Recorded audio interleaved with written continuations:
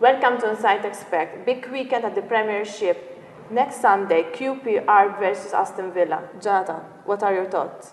Well, my thoughts are that we haven't got an awful lot of history to go on because these two sides haven't met each other in the league since 1996. So all we can go on, Liana, is current form. And the current form is that both of these are mid-table. They've started satisfactorily, and I think they'll probably end up mid-table. But in the meantime, we've got quite an intriguing clash here because QPR, they haven't scored many goals. They've only scored 4 all season, although they actually scored 3 in their last match when they beat Wolves 3-0 away from home, which was a really, really good performance. And they've made some very interesting signings. Joey Barton, he's not everybody's cup of tea, but he is a very, very good battling, combative footballer. And I think he'll prove to be a good signing. And then you've got Aston Villa again, who are incredibly hard to beat. They've drawn 4 of their matches so far.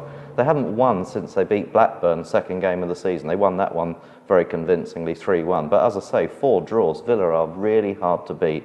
And one of the problems, of course, for Villa is they don't score a lot of goals. Their forwards are about as exciting as watching paint dry. And this is a real problem for Aston Villa. But they're very, very hard to break down.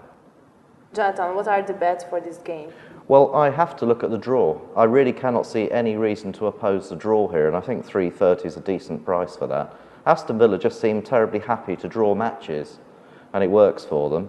And I also think that under 2.5 goals, I just don't know where the goals are going to come from in this game. Aston Villa, as I say, their forwards are fairly woeful, and at QPR, again, would be happy to take something out of this game. So I think under 2.5 goals at 168 is a good price.